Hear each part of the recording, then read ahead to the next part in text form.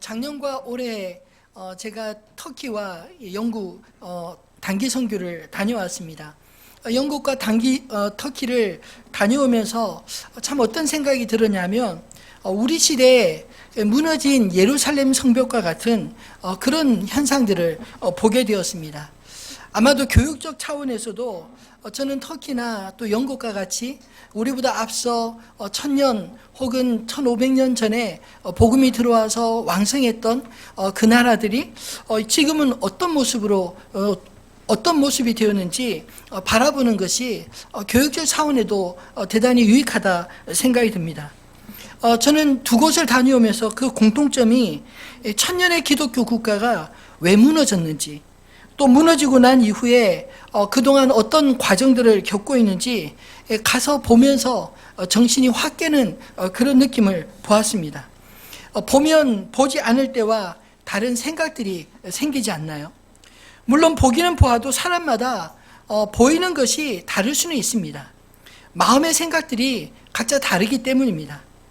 똑같이 무너진 성벽을 볼 때 어떤 사람들은 그 성 안에 살아가는 사람들의 현실의 고단함이 보이는 사람도 있을 테고, 또 어떤 사람은 그 사람들보다 그 사회적 현상 또 역사적 교훈을 찾아보는 사람도 있을 것입니다. 또 어떤 사람은 무너진 성벽의 돌을 어디서 가져와 쌓을까, 그들을 다시 재건할 그런 마음이 드는 사람도 있을까 하면, 또 어떤 사람은 어차피 무너져 버린 성벽이니 그 돌 가져다가 우리 집 울타리나 고쳐야겠다, 그런 현실적인 득을 생각하는 사람도 있지 않을까요? 그러나 함께 보면 함께 나눌 수 있습니다. 다른 차이조차 나누어 생각할 수 있는 기회가 주어진다면 저는 유익한 일이 아닐까 생각됩니다. 오늘 우리가 읽은 본문의 이야기는 느헤미야가 예루살렘에 와서 어떻게 무너진 성벽을 다시 재건하는지 보여주는 말씀입니다.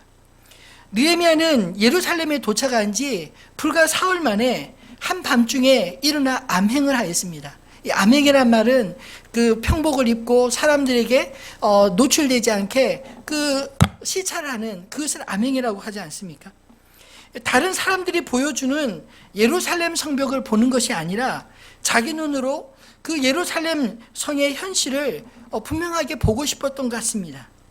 아랫 사람들 시켜서 보고받기 전에 하나님이 자신에게 주신 사명, 어떻게 감당해야 할지 파악하기 위해 직접 현장을 보려 나간 게 아닐까요? 특별히 저는 본문을 묵상하면서 오늘 전체 본문 중에 가장 키워드 되는 말씀이 무엇일까 묵상할 때 12절의 말씀에서 답을 찾았습니다. 내 하나님께서 예루살렘을 위해 무엇을 할 것인지 내 마음에 주신 것을 내가 아무에게도 말하지 않고, 사실 느헤미야가 예루살렘 성벽을 어떻게 건축하나 이것도 중요하지만 느헤미야가 왜 예루살렘 성벽을 건축하려 했는가, 또 그것이 어떻게 가능했는가, 이런 질문을 던질 때 중요한 대답은 무엇이냐면 하나님께서 느헤미야의 마음에 감동을 주시고, 또 하나님께서 느헤미야가 그 예루살렘 무너진 성벽을 재건할 수 있는 그 모든 여건과 환경들을 만들어 주시고, 또 하나님이 행하신 모든 일에 대해서 그 느헤미야가 자신이 경험하고 자신이 만난 하나님에 대해 백성들에게 말하기 시작할 때 백성들의 마음도 하나가 되어서 기쁘게 일어나 건축을 시작하게 된 것, 이것을 우리가 깨달아야 되지 않을까요? 중요한 것은 사실 느헤미야가 주체가 아니라 하나님이 주체이셨다 하는 것입니다. 느헤미야는 자신이 해야 할 일을 부담으로 느껴서 암행을 한 것이 아니라 자신을 보내신 하나님이 예루살렘을 위해서 무엇을 할 것인지 자기 마음에 주신 것과 현실을 바라보며 그것을 대조하고 그것을 어떻게 이룰 것인지 하나님 앞에 묻기 위해 그렇게 나아갔던 것이 아닐까요? 느헤미야는 사명을 받은 사람들이 어떻게 그 사명을 완수해야 하는지 우리에게 보여주는 중요한 모델이라는 생각이 듭니다. 우리가 사명을 어렵게 생각하면 이 사명이라는 것은 아주 특별한 어떤 소수의 사람들에게만 주어지는 의무다, 이렇게 생각할지 모르지만 저는 진정한 사명은 마치 무너진 성벽과 같은 현실의 문제들이 보이는 사람으로부터 시작이 된다고 생각합니다. 하나님은 문제를 깨닫고 그것으로부터 기도하며 하나님 앞에 내가 무엇을 하오리까 묻는 그 사람을 통해서 하나님은 친히 일하기 원하신다는 사실을 오늘 말씀을 통해 깨닫게 되기를 소원합니다. 그러면 이 사명을 받은 자는 어떤 자세로 일을 감당해야 할까요? 저는 말씀 묵상하면서 두 가지로 정리해 보았습니다. 첫 번째로 사명을 주신 분의 의중을 분명히 잘 알아야 하지 않을까요? 이 사전적 용어로도 사명은 위로부터 주어진 임무를 가리킵니다.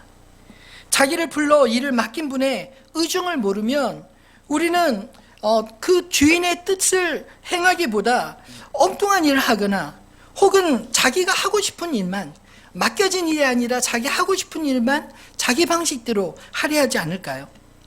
그러나 사명이라는 것은 자기가 하고 싶은 일을 하는 것이 아니라 위에서 주어진 자신이 마땅히 해야 할 일을 하는 것, 그것을 감당하는 것이 사명이 아닐까요? 사실 하고 싶은 일은 아무리 말려도 말릴 수가 없습니다. 예를 들면 요즘 아이들이 한 3살, 4살만 돼도 핸드폰 가지고 노는 거 좋아하지 않나요?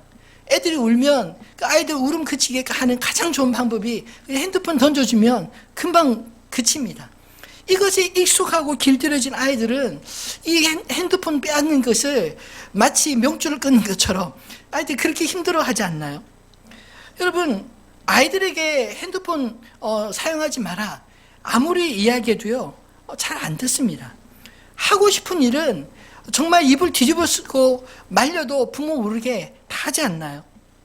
그러나 마땅히 해야 될 일은 하고 싶어서 하는 일과는 다른 것입니다. 정말 마땅히 해야 될 사명은 자기를 극복해야 비로소 할 수 있는 것 아닌가요? 저는 제자도의 핵심으로서 예수님이 제자들에게 누구든지 나를 따라오려거든 날마다 자기를 부인하고 제 십자가를 지고 나를 좇을 것이니라 하신 그 말씀에 제자도의 핵심이 있다고 생각합니다. 사실 이 말씀은 그 주님이 주신 그 사명은 그냥 내가 하고 싶은 건 내가 하고 싶은 때 내가 하고 싶은 만큼만 하는 게 아니라 오히려 날마다 나를 부정하지 않으면 내가 마땅해야 될 그 십자가를 지지 않으면 감당할 수 없는 것, 이게 사명 아닌가요? 그게 제자도의 핵심이 아니겠습니까? 저는 저희 아이들에게도 그렇게 늘 이야기하곤 합니다. 만약 네가 하고 싶은 일이 있고 또 네가 해야 될 일이 있다면 그 둘 중에 아빠는 네가 하고 싶은 일이 아니라 꼭 해야만 되는 그 일을 선택했으면 좋겠다. 그 일은 비록 힘들고 어려울지 모르지만 그 일이 오히려 너를 가치를 빛내고 또 그 일을 감당할 때 또 네가 생각한 것보다 네가 훨씬 더 중요한 사람이라는 것을 깨닫게 될 거야. 이런 이야기를 해주곤 합니다. 여러분, 오늘 이 느헤미야의 예루살렘 행보는 느헤미야가 사명자로서 얼마나 신중한 사람인가를 잘 보여주지 않나요? 12절에 보면 내 하나님께서 예루살렘을 위해 무엇을 할 것인지 내 마음에 주신 것을 내가 아무에게도 말하지 않고 밤에 일어나 몇몇 사람과 함께 나갈세. 총독으로 부임해서 부하들에게 무너진 실상을 파악해서 보고해라, 이렇게 해도 될 것 같은데 왜 굳이 스스로 그것도 한밤중에 찾아 나섰을까요? 부하들을 못 믿어서가 아니라 그들에게 신입 총독이 이 마땅한 것조차 요구하여도 부담으로 느끼지 않을까요? 예를 들어서 제가 학교 다닐 때 이런 기억이 납니다. 교육부 장관이 제가 초등학교 때 저희 학교 그 대선배셨습니다. 근데 초등학교 때 교육부 장관이 학교에 온다는 그 소식을 듣고 몇 달 전부터 얼마나 착실하게 준비를 하는지 쓸고 닦고 뭐 정리하고 또 아이들한테 교육시키고 뭐 이런 일들을 참 많이 하더라고요. 고등학교 시절에는 제 고향인 여수에 그 당시 대통령이었던 전두환 씨가 방문을 했는데 그 돌산대교 그 준공식을 방문했는데 그 몇 달 전부터 이상한 사람들이 길거리 쫙 깔리고 뭐 얼마나 살벌했는지 그 기억이 생생합니다. 한 지방을 다스린 총독이 부임해서 내가 성벽을 보러 가겠다 하면 그 밑에 사람들은 어떨까요? 오늘 본문에 보면 그 짐승이 그 가기에도 버거워서 갈 수 없는 그런 길로 안 냈겠습니까?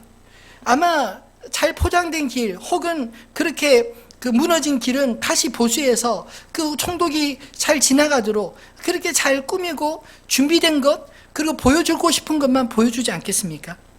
그런데 이렇게 은밀하게 방문했다는 것은 그 부하 직원들을 괴롭히지도 않고 또 그들이 보여주는 것만 보고 싶은 게 아니라 정말 예루살렘 성벽의 현실이 어떤지 그것을 정말로 알고 싶어서 몇몇 사람만 데리고 몰래 방백들도 모르게 다녀왔다라고 그렇게 말하고 있지 않나요?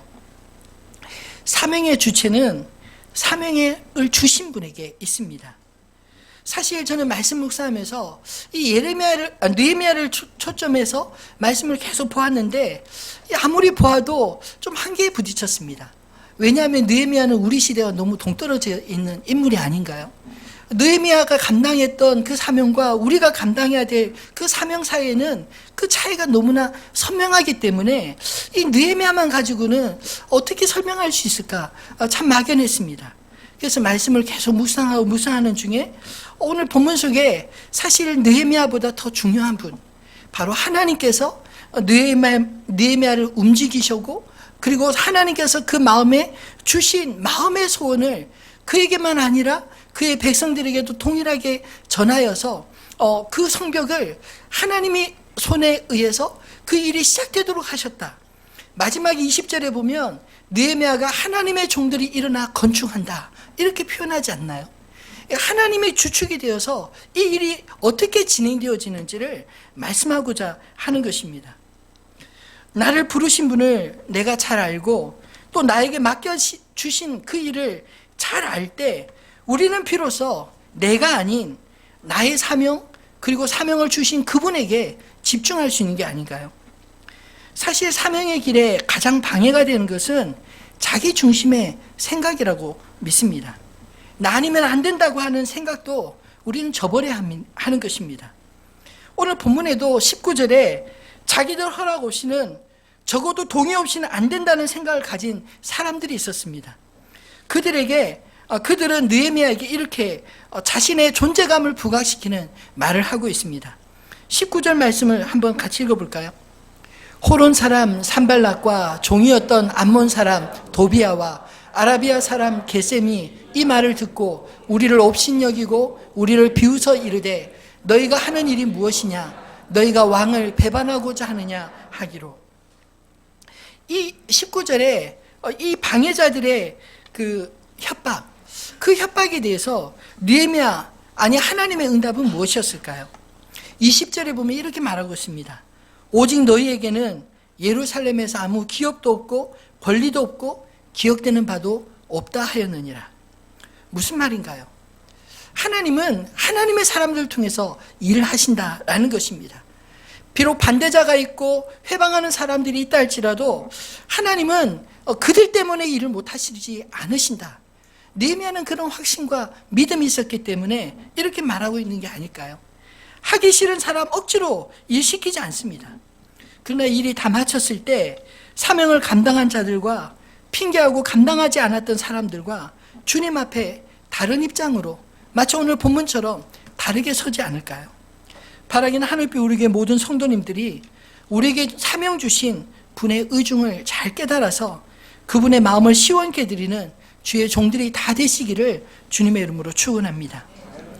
두 번째로 사명을 받은 자는 받은 사명에 스스로에게부터 동기부여가 잘 되어야 합니다. 저는 말씀 묵상하면서 보이는 것이 사명이다 라는 생각을 문득 들었습니다. 제가 분당으로 계실 때 이찬수 목사님이 이 부교육자들에게 자주 하셨던 말씀 중에 그게 안 보이느냐, 내 눈에는 보이는데 왜 그렇게 안 보이느냐, 이런 식으로 이야기를 할 때가 참 많이 있었습니다. 근데 정말 안 보이더라고요. 근데 부교육자 있을 때 안 보이는 것이 담임 목사가 되니까 보이는 게 참 많아졌습니다. 무슨 말이냐면 우리가 자기가 맡은 일을 하다 보면 그 위에서 어떤 일을 진행이 되고 어떤 의도로 계획하고 어떻게 진행하는 잘 못 볼 때가 있지 않나요? 부분적으로만 보면 전체를 못 볼 때가 있습니다.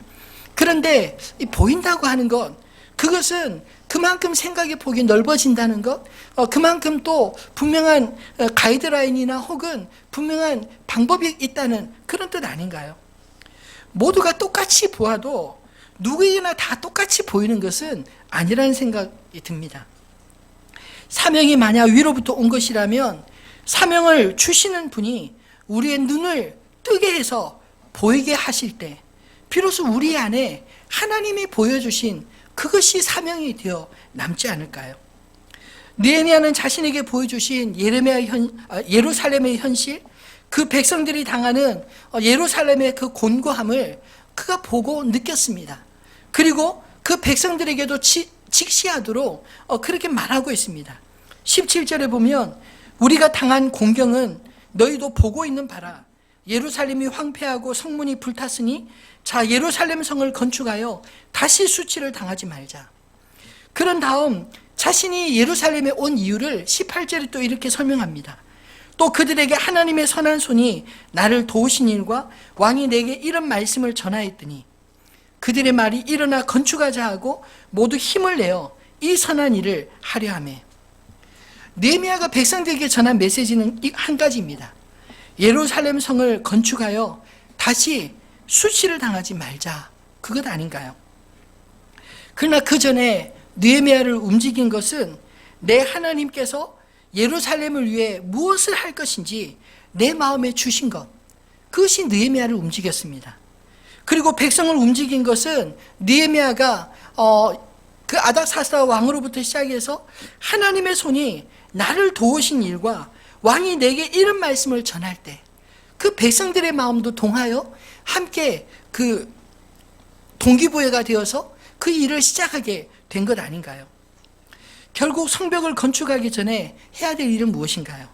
동기부여, 그 사람들의 마음을 움직이는 것입니다. 누가 느헤미야와 백성들의 마음을 움직였습니까? 저는 하나님이라고 믿습니다. 오늘 성경에서 기록된 이 본문 속에서 보이지 않는 행간 속에서 하나님을 빼버리고는 이 말씀을 설명할 수 없지 않나요? 하나님은 우리 마음에 소원을 주시고 그 일을 친히 행하게 하시는 줄 믿으시기를 바랍니다. 저는 말씀을 묵상하면서 문득 이 빌립보서 2장 13절 말씀이 떠올랐습니다. 우리 같이 한번 읽어볼까요? 너희 안에서 행하시는 이는 하나님이시니 자기의 기쁘신 뜻을 위하여 너희에게 소원을 두고 행하게 하시나니. 아멘. 하나님은 우리 안에서 행하신다는 것입니다. 어떻게 해요? 우리 마음에 하나님의 소원을 주시고 그 소원이 나의 소원이 되게 해서 그 일을 기쁘게 행하게 하실 때 하나님이 우리 안에서 행하신다. 이렇게 표현하고 있는 것입니다. 먼저는 오늘 느헤미야에게 그 마음의 소원을 주시지 않습니까? 그리고 그 마음의 소원을 두고 느헤미야를 통해서 하나님이 행하신 것입니다. 그 다음 느헤미야를 통해 백성들의 마음에 소원을 주시고 있습니다. 하나님은 우리 마음에 주신 소원을 하나하나 이루시는 분이심을 믿으시기를 바랍니다. 저도 목회하면서 제가 어렸을 때 별명이 그 대학 시절에부터 가졌던 별명이 하나 있습니다. 제가 좋아하는 별명인데 꿈꾸는 소년입니다. 제가 이렇게 꿈을 참 많이 꾸는 편입니다. 잘 때 꾸는 꿈이 아니라 소망에 대한 꿈, 제 마음에 이제 간직한 그 소망에 대해서 우리 친구들과 또 후배들과 또 성도들과 나누는 것을 참 좋아합니다. 개척할 때도 하나님 이 교회가 이곳에 있어야 된다면 이유가 있어야 되지 않나요? 누군가 저에게 물어본다면 목사님 교회가 이렇게 많은데 왜 또 교회를 개척하셨어요? 라고 묻는다면 적어도 제가 뭔가 분명하게 말할 수 있는 그런 말이 있어야 되지 않습니까? 글쎄요, 저는 안 하고 싶었는데 목사님이, 이찬수 목사님이 하라고 막 우겨서 했습니다. 뭐 이런 식으로 말하면 웃긴 일 아닌가요? 적어도 어떤 일을 한다면 분명한 이유가 있어야 되고 또 분명하게 그것들을 말할 수 있어야 되는데 그것을 놓고 처음에 개척 준비를 하면서 기도했습니다. 하나님, 누군가에게 이 교회가 왜 존재해야 되느냐라고 묻는다면 뭐라고 설명해야 합니까?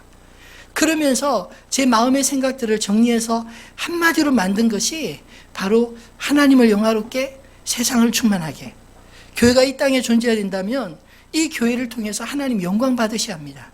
교회가 이 땅에 존재해야 된다면 이 교회를 통해서 이 세상이 하나님의 은혜를 받는, 하나님의 은혜로 충만해져야 한다고 믿습니다. 이것을 마음에 새기고 또 교회에 대한 여러 가지 꿈들에 대해서 어렸을 때부터 꾸었던 것, 그리고 목회하면서 제 마음에 품었던 생각들, 제자훈련을 통해서, 사역훈련을 통해서 또는 설교할 때 간혹 그 꿈들에 대한 이야기를 나눴었는데, 참 감사하게도 한 10년을 지나오면서 제가 꿈만 꾸었을 뿐인데도 하나님이 그 일에 대해서 순적하게 하나하나 이루어 가신 일을 볼 때마다 제가 가장 많이 놀라고 또 가장 신이 나고 그렇습니다. 여러분, 하나님이 우리에게 일을 하게 하실 때 그냥 일을 하게 하시는 게 아니라 우리 마음에 먼저 소원을 주시고 그 소원을 품고 그 일에 대해서 기쁘게 헌신하려고 할 때 하나님은 그 일을 반드시 이루시는 줄 믿으시기 바랍니다. 사람이 일을 하는 것 같아도요, 사실은 사명이 사람들을 불러서 일하게 하시는 것입니다. 교회의 소명은 저만 품는 것이 아닙니다. 교회에 대한 소명을 품은 사람들, 오늘 목회자인 저만 아니라 여러분들도 가지고 있는 꿈이 아닌가요? 그 선한 꿈을 하나님 안에서 함께 꾸고 함께 모아질 때 비로소 하나님의 교회가 이 땅에 세워지는 게 아닌가요? 하나님은 소원을 가진 사람들을 통해서 일하시지 소원이 없는 사람들을 사용하시지 않습니다. 그것이 오늘 20절의 말씀 아닌가요? 산발락과 도비아와 게셈이 그 느헤미야의 말에 반박하면서 마치 반역을 획책하는 것이냐 이렇게 몰아붙였을 때 느헤미야는 단호하게 너희는 예루살렘 성벽을 건축하는 일에 상관할 필요 없다. 하나님의 종들이 이 일을 할 것이고 너희는 분깃도 없고 기억됨도 없고 아무것도 너희들과는 상관없는 일이다. 이렇게 말하지 않나요? 여러분, 사실 함께 보고 함께 느끼고 함께 생각해야 함께 일할 수 있는 줄로 믿습니다. 느헤미야는 백성들에게 동기부여를 위해서 그들 입장에서 이야기하고 하나님의 손이 도우신 일을 말하고 있습니다. 그때 반대자들의 명분은 무엇인가요? 너희가 하는 일이 무엇이냐? 너희가 왕을 배반하고자 하느냐? 반대자들은 반역을 도모하느냐? 이렇게 말하고 있지만 사실은 이미 그들 역시 아닥사스다 왕으로부터 친서를 받아서 이 느헤미야가 추진하는 일이 왕의 허락과 후원을 받은 일임을 다 알고 있었습니다. 그래서 이미 앞서 그 10절에 보면 이 느헤미야가 그 왕의 서찰을 가지고 그들에게 전달했을 때 그들의 반응이 나오지 않나요? 호론 사람 산발락과 종이었던 암몬 사람 도비아가 이스라엘 자손을 흥왕하게 하려는 사람이 왔다함을 듣고 심히 근심하니라. 무슨 말인가요? 이미 대세는 자신들의 편이 아닌 줄을 알면서도 그들은 마지막까지 회방하고 있습니다. 이것이 사탄의 전략 아닌가요? 여러분, 거짓말과 협박은 사람들의 마음을 불안하게 하고 그 마음을 뒤집는데 언제나 효과적입니다. 거짓말도 계속 들으면 어느 순간 진짜 같아요. 그리고 위협하고 협박하면 그것이 어느 순간 그 두려움이 임해서 해야 될 일인 줄 알면서 또 뻔히 그것이 아닌 줄 알면서도 괜히 불안하고 두렵게 되는 거 아닌가요? 이 산발락과 도비아와 게셈이 노린 게 바로 그것입니다. 그들 스스로 그들 포기하도록 만들기 위해서 비록 왕의 친서를 받았지만 그를 무시하고 마치 너희가 왕을 대적하려고 하느냐 반역하려고 하느냐 그렇게 허위로 협박하고 있는 것이죠. 그럼에도 불구하고 반역이란 말에도 꿈쩍하지 않은 한 사람이 있었습니다.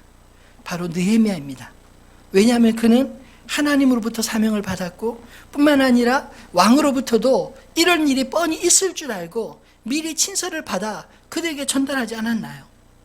그래서 느헤미야는 그들의 말에 휘둘리지 않고 단호하게 이렇게 말할 수 있었던 것입니다. 하늘의 하나님이 우리를 형통하게 하시리니 그의 종들인 우리가 일어나 건축하려니와 오직 너희에게는 예루살렘에서 아무 기업도 없고 권리도 없고 기억되는 바도 없으리라. 사랑하는 성도 여러분, 저와 여러분 안에 이런 담력이 있기를 주님의 이름으로 축원합니다. 우리가 사명을 받고 사명을 감당하려고 할 때 항상 이런 반대가 있을 수 있지 않나요? 그러나 우리가 사명을 주신 주님을 잘 알고 그 사명을 어떻게 감당해야 되는지 잘 알고 있다면 어떤 반대와 위협 속에서도 당황하지 않고 휘둘리지 않고 묵묵히 그 사명을 감당할 수 있는 그런 느헤미야 같은 하나님의 사람들 다 되실 줄로 믿습니다. 말씀을 맺겠습니다. 오늘 이 무너진 성벽을 바라볼 때 느헤미야는 어떤 심정을 백성들에게 나누고 있나요? 우리가 이 예루살렘 성벽을 건축하여 다시는 수치를 당하지 말자, 이렇게 말하지 않습니까? 예루살렘의 성벽이 무너진 것은 하나님 백성들의 수치였습니다. 여러분, 이 예루살렘 성벽 건축의 주체를 우리 누구로 봐야 할까요? 느헤미야입니까? 아니면 예루살렘 백성들인가요? 저는 오늘 본문의 시각은 느헤미야가 하나님을 얼마나 의식하고 있는지를 보여주고 있는 말씀이라고 생각합니다. 느헤미야는 철저히 종의 자세를 가졌습니다. 종의 자세를 가졌기에 마지막에 그의 종들인 우리가 일어나 건축하려니와, 이렇게 말하지 않나요? 종의 자세를 가졌기 때문에 이런 고백을 할 수 있는 것입니다. 하나님이 시키신 일이기 때문에 그는 하나님을 경외함으로 최선을 다했습니다. 하나님이 시키신 일이기에 백성들에게 하나님의 이름으로 행하신 일들을 자세히 전했습니다. 또 하나님이 시키신 일이기에 비록 겁을 주며 방해하는 자들이 있었어도 두려워하지 않고 맞설 수 있는 용기를 낼 수 있었던 게 아닌가요? 여러분, 우리는 이쯤에 우리 자신에게 물어야 합니다. 나는 하나님이 시키신 일을 하는가? 아니면 내가 하고 싶은 일을 하는 사람들인가? 사명이란 맡겨진 임무입니다. 위로부터 주어진 임무에 우리는 어떤 마음의 가짐으로 일하고 계신가요? 사명이라고 하니까 오직 교회에서의 일만 사명이라고 저는 생각하지 않습니다. 우리의 가슴을 뛰게 하는 무너진 성벽, 그것이 무엇인지를 한번 돌아보면 우리의 사명을 찾을 수 있으라 생각합니다. 여러분의 가슴을 뛰게 하는 성벽은 무엇인가요? 예를 들어서 나라를 생각하면 걱정이 되고 절로 기도가 나오고, 주님, 내가 이 나라를 위해서 무엇을 하면 좋겠습니까? 라고 주님 앞에 기도하는 사람이 있다면 그 사람은 나라를 위해서 사명을 가진 사람이 아닐까요?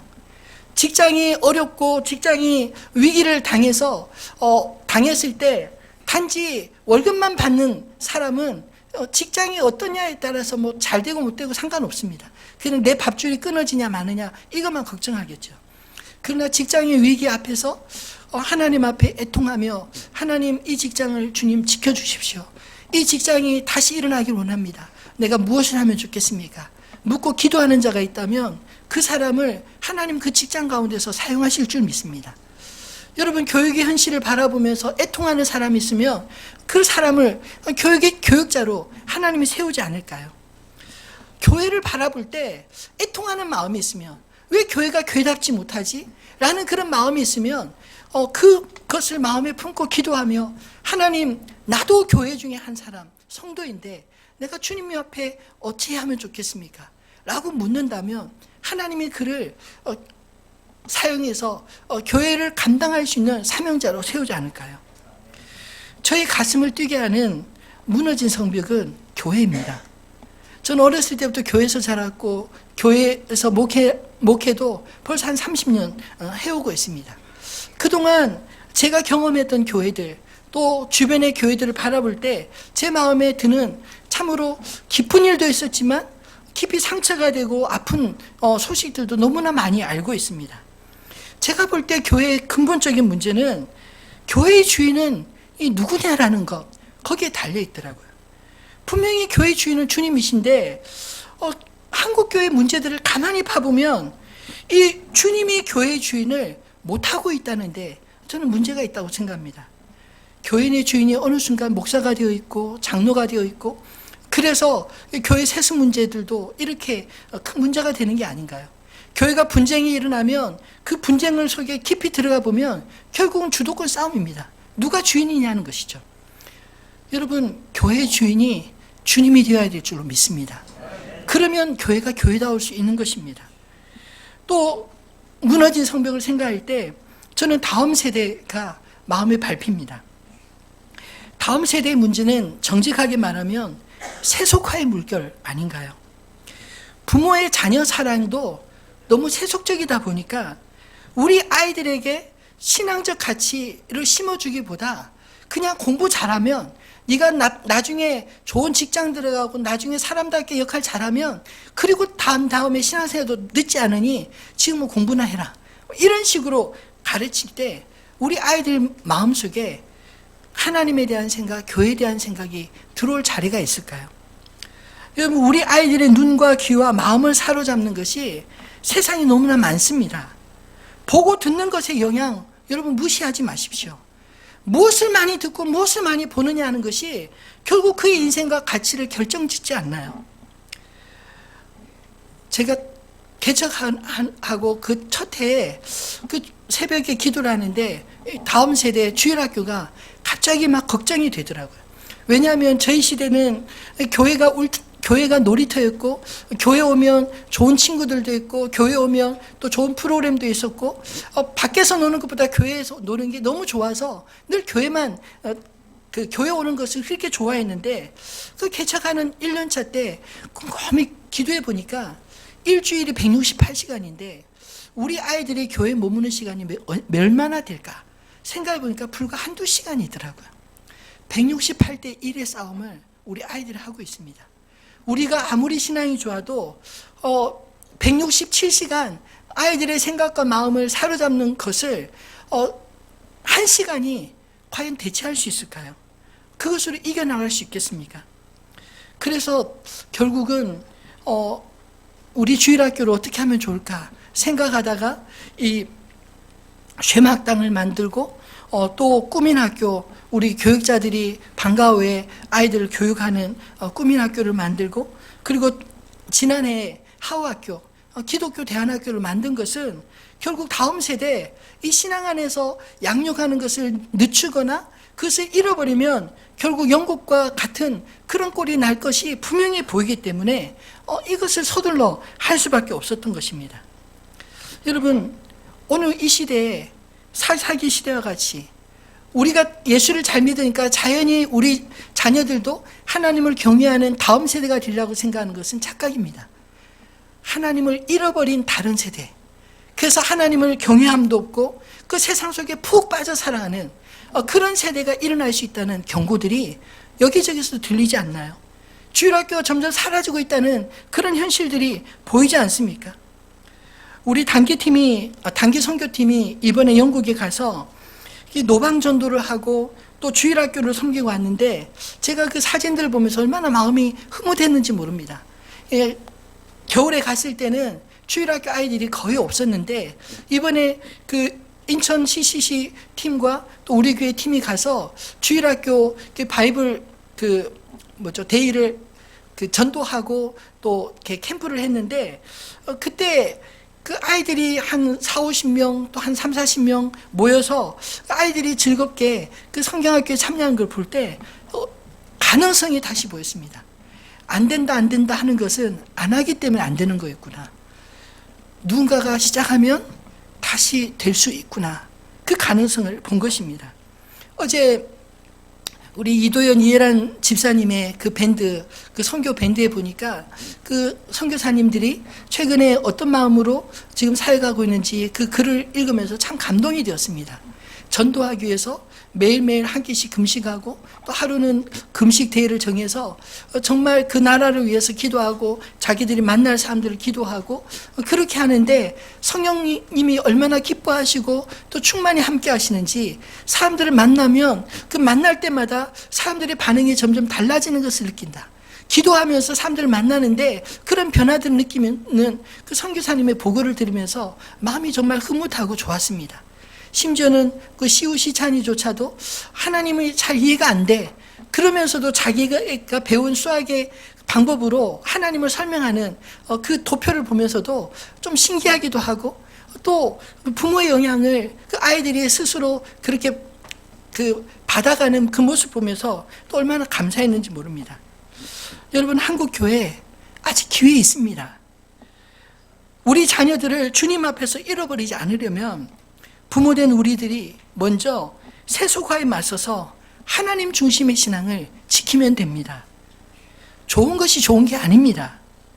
우리 예배를 다른 것과 하나둘 타협하기 시작하면 나중에는 굳이 교회 나와서 예배 드려야 될 이유를 찾기가 더 어려워지지 않을까요?